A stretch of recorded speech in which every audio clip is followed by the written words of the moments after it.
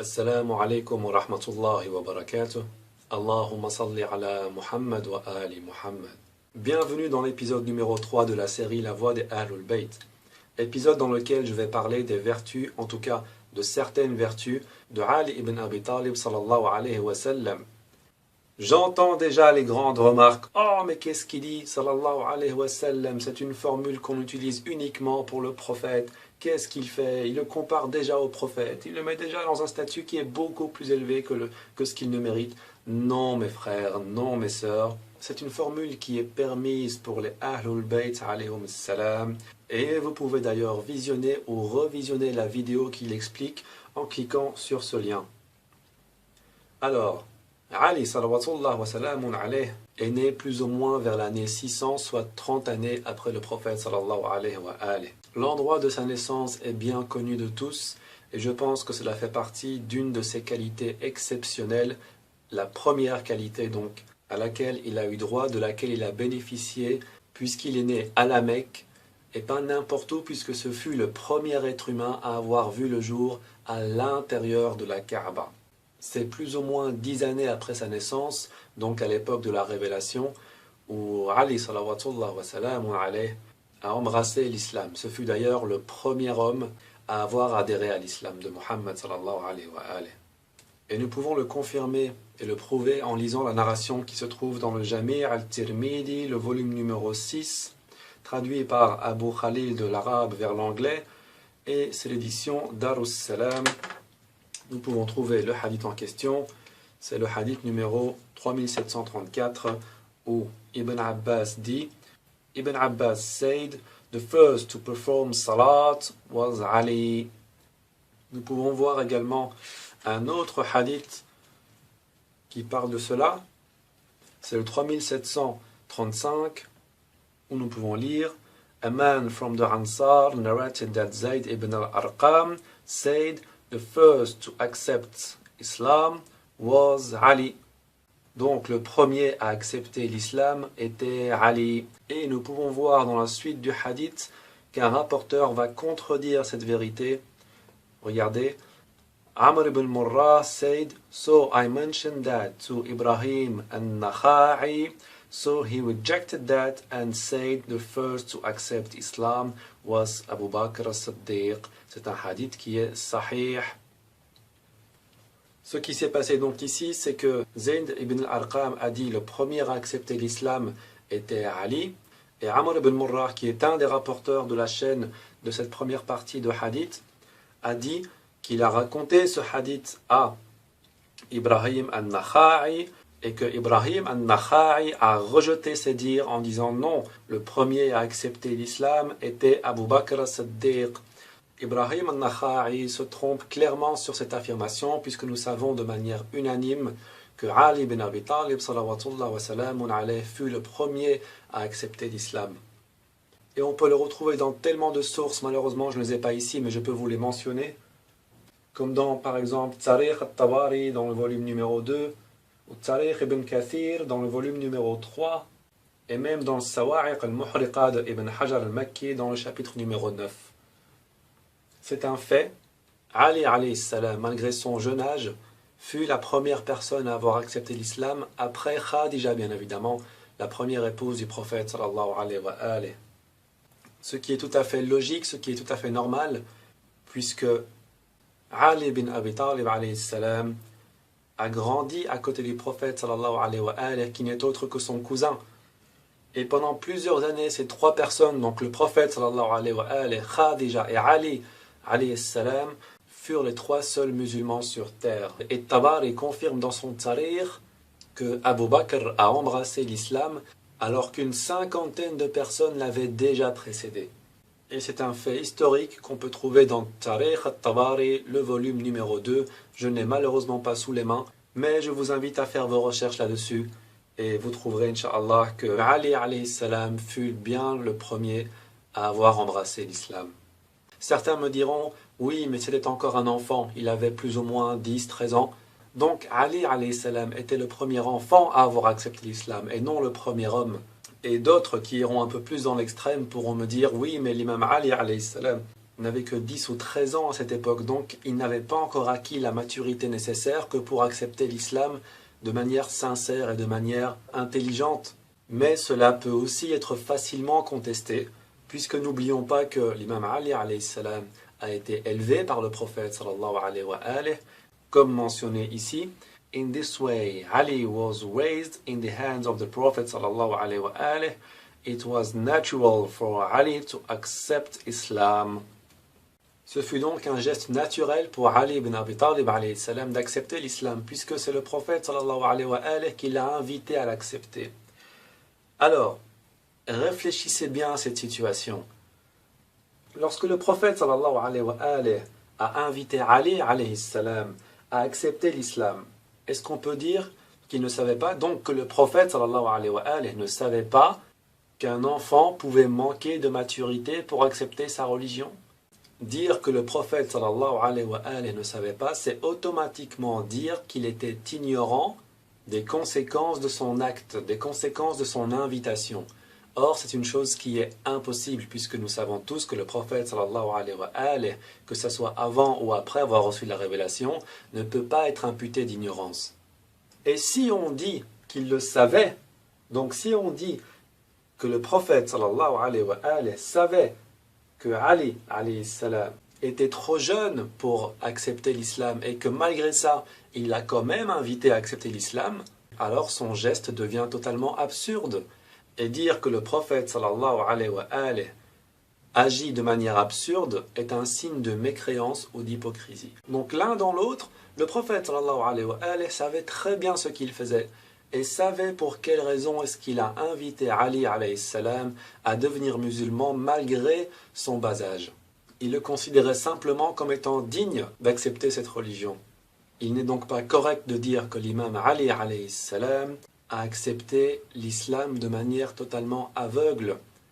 Pour ceux qui m'écoutent et qui ont des enfants ou des petits frères, des petites sœurs, des cousins, des cousines, seriez-vous capable de m'affirmer que vos enfants, vos frères, vos sœurs, vos cousins et cousines ne seront considérés comme étant musulmans qu'après avoir atteint 13, 15, 17, 20 ans? Non, bien évidemment. Votre jeune entourage est musulman depuis la naissance, bien évidemment.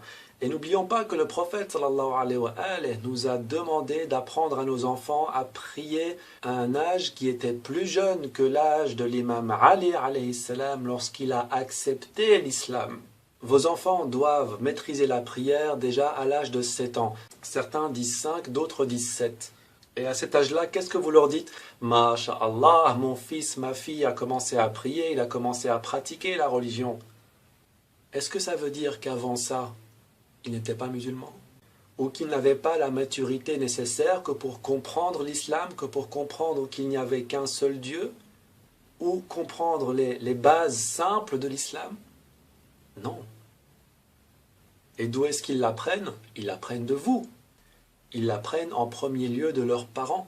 Est-ce que leurs parents sont des prophètes? Eh bien, n'oubliez pas que le premier professeur de l'imam Ali alayhi salam fut le prophète sallallahu alayhi wa alayhi. Et pas n'importe quel prophète. Le meilleur des prophètes, c'était le meilleur homme de toute l'humanité. Alors vos enfants, qui n'ont pas comme professeurs les personnes les plus pieuses de l'humanité, peuvent être considérés comme étant musulmans dès l'âge de 2, 3, 4, 5 ans. Mais l'imam Ali alayhi salam ne peut pas être considéré comme étant musulman. À l'âge de 10 ans déjà. C'est un dialogue qui n'a ni queue ni tête, qui est dénoué de toute raison. L'imam Ali alayhi salam fut bien la première personne masculine à avoir embrassé l'islam. Ce fut d'ailleurs aussi le premier homme avec le prophète sallallahu alayhi wa alayhi à ne jamais être passé par une période polythéiste. Ils ont toujours cru en un seul et unique Dieu. Alors, deuxième hadith mettant en évidence une des vertus de l'imam Ali alayhi salam. On peut le trouver dans le Musnad de l'imam Ahmad ibn Hanbal. C'est le volume numéro 1, traduit de l'arabe à l'anglais par Nasiruddin al-Khattab, l'édition Darus Salam. Nous pouvons trouver au hadith numéro 1287 la narration suivante. It was narrated from Ali alayhi salam that when the Prophet sallallahu alayhi wa alayhi sent him with Bara'a, donc Surah At-Tawbah, he said, "O Prophet of Allah, I am not eloquent or a good speaker." He said, donc le Prophète sallallahu alayhi wa alayhi dit, "I have no choice but to go myself or send you with it." Ali said, "If that is the case, I have no choice but to go." He said, "Go and Allah will make your tongue steadfast and guide your heart." Then he placed his hand over his mouth. C'est un hadith qui est Hassan because of corroborating evidence, dû au fait qu'il est rapporté dans plusieurs autres ouvrages. Ici donc le prophète sallallahu alayhi wa alayhi a confié une mission très importante à Ali alayhi salam, qui est celle d'aller réciter les 10 premiers versets de la sourate At-Tawbah à un certain peuple. Nous avons plus de précisions sur ce célèbre événement un petit peu plus loin, au hadith numéro 1297. Et nous pouvons lire, "It was narrated that Ali alayhi salam said when 10 verses of Bara'a, Surah At-Tawbah, were revealed to the Prophet sallallahu alayhi wa alayhi, he called Abu Bakr." Donc le prophète a appelé Abu Bakr and sent him to recite them to the people of Mecca. Then the Prophet sallallahu alayhi wa alayhi called me, donc Ali, and said to me, "Catch up with Abu Bakr, and wherever you meet him, take the document from him and take it to the people of Mecca and read it to them." Donc ici, le prophète sallallahu alayhi wa alayhi demande à Ali alayhi salam de rattraper Abu Bakr, de s'emparer des documents qu'il a en main pour aller réciter le début de cette sourate lui-même. Et c'est ce qu'il a fait. "I caught up with him at Al-Juhfa and took the letter from him." Abu Bakr went back to the Prophet and said, "O Messenger of Allah, has something been revealed concerning me?"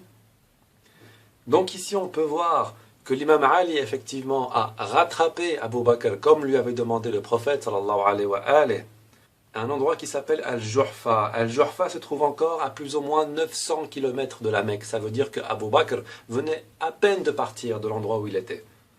Donc cette décision de changer le responsable de la transmission du message a été faite dès le départ.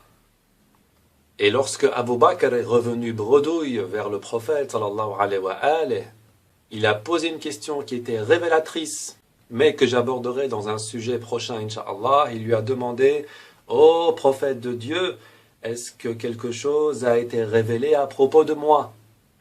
Bien. He said, "No, but Jibril came to me and said, no one should do this for you except you or a man of your family." Alors le prophète sallallahu alayhi wa alayhi a répondu à Abu Bakr, "Non, il n'y a rien qui a été révélé à propos de toi, mais l'ange Gabriel est venu me voir en me disant que personne ne devrait s'acquérir de cette tâche sauf toi-même ou quelqu'un qui appartient à ta famille." Donc on voit bien là que c'est Allah subhanahu wa ta'ala qui a voulu que Ali ibn Abi Talib alayhi salam aille transmettre ce message. C'est un ordre divin étant donné qu'il lui est parvenu par l'ange Gabriel. Et une petite remarque, "a man of your family", donc un homme de ta famille, a mal été traduit, c'est plutôt rajulun mink, donc un homme de toi, un homme qui provient de toi. "A man of your family" aurait normalement dû être traduit par l'arabe rajulun min ahlik, si on voulait vraiment que cela signifie cela. Mais le texte original étant en arabe, rajulun mink veut dire un homme qui provient de toi. Alors on pourrait me poser la question, comment ça se fait que d'abord le prophète sallallahu alayhi wa alayhi voulait envoyer Abu Bakr, et comme il ne dit rien sous l'effet de la passion et que tout ce qu'il dit est une révélation inspirée, pourquoi est-ce qu'il n'a pas confié cette mission à Ali alayhi salam dès le départ? Je ne pense pas qu'il existe une source qui explique cela, mais je pense que si le prophète sallallahu alayhi wa alayhi avait demandé directement à Ali ibn Abi Talib alayhi salam d'aller transmettre ce message, ça aurait été totalement ordinaire. Et nous n'aurions pas pu comprendre la supériorité qu'avait Ali alayhi salam par rapport à d'autres compagnons. Et cette version où Abu Bakr est revenu vers le prophète sallallahu alayhi wa alayhi est tellement répandue dans plusieurs ouvrages différents qu'elle est incontestable. Je vous invite à faire vos recherches là-dessus, Inch'Allah. Alors nous venons de voir que Ali alayhi salam était du prophète. Ce qui est tout à fait normal, étant donné qu'ils ont le même sang et qu'ils proviennent de la même famille. D'autant plus que Ali alayhi salam fut le premier élève du prophète sallallahu alayhi wa alayhi.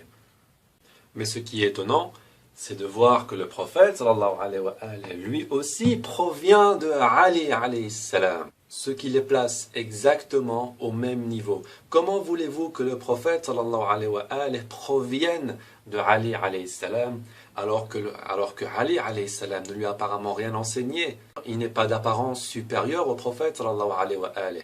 Eh bien, cette déclaration prouve bien que le prophète, sallallahu alayhi wa alayhi, le considérait comme étant bel et bien au même niveau que lui. On peut trouver cette preuve dans le Jami' al-Tirmidhi que je vous ai montré tout à l'heure, le volume numéro 6 toujours, et c'est le hadith numéro 3719, où il est raconté, Hubshi ibn Junada narrated that the messenger of Allah sallallahu alayhi wa alayhi said, Ali is from me and I am from Ali. Donc Ali est de moi, comme je viens de l'expliquer par rapport au hadith qu'on a trouvé dans le Musnad Ahmad ibn Hanbal, et je suis de Ali. Et regardez la suite. And none should represent me except myself or Ali. Et c'est un hadith Hassan. Et personne ne peut me représenter excepté moi-même ou Ali. Ce qui confirme que les tâches attribuées à la mission divine du prophète sallallahu alayhi wa alayhi ne peuvent être accomplies que par lui-même, que par le prophète sallallahu alayhi wa alayhi, ou par Ali. Et personne d'autre. Nous voyons bien ici qu'il est marqué And none should represent me. Et personne ne devrait me représenter, mis à part deux personnes qui sont lui-même ou Ali alayhi salam. C'est maintenant qu'on arrive à comprendre pourquoi est-ce que le prophète sallallahu alayhi wa alayhi a envoyé Ali alayhi salam pour réciter les 10 premiers versets de la sourate At-Tawbah aux gens de la Mecque. C'est car la mission principale d'un prophète est de transmettre et de répandre le message divin, et que personne ne peut le faire dans le cas de Muhammad sallallahu alayhi wa alayhi, mis à part lui-même ou Ali. Déjà, on en arrive là, on peut se dire stop. Ali a bien plus de vertus, a bien plus de qualités et a une position beaucoup plus élevée que n'importe quel autre compagnon. Car non seulement il a été purifié par Allah Azza wa Jalla, vous pouvez trouver la vidéo explicative juste là. En plus de ça, il est considéré par le prophète sallallahu alayhi wa alayhi comme étant une partie de lui-même, et lui-même se considère comme étant une partie de Ali alayhi salam. Et enfin, nul ne peut représenter le prophète mis à part lui-même ou Ali. Et je vous défie de trouver des qualités chez des compagnons du prophète sallallahu alayhi wa alayhi qui seraient supérieures à celles de Ali alayhi salam. Attention, ce que je suis en train de dire, c'est que les compagnons du prophète sallallahu alayhi wa alayhi qui ont été fidèles au prophète sallallahu alayhi wa alayhi étaient tous des gens de bien. Ils avaient tous des qualités immenses, énormes, et on ne peut pas nier leur piété.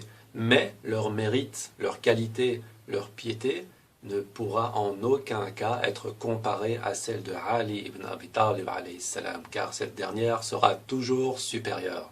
Rien qu'avec le peu de hadiths que nous avons maintenant, il est clair que Ali alayhi salam et le prophète sallallahu alayhi wa alayhi étaient comme des frères. Et nous pouvons confirmer cette déclaration en allant vers le célèbre hadith qui parle de Haroun et de Moussa. Dans le Jami' al-Tirmidhi, toujours le même volume, je ne l'ai pas changé.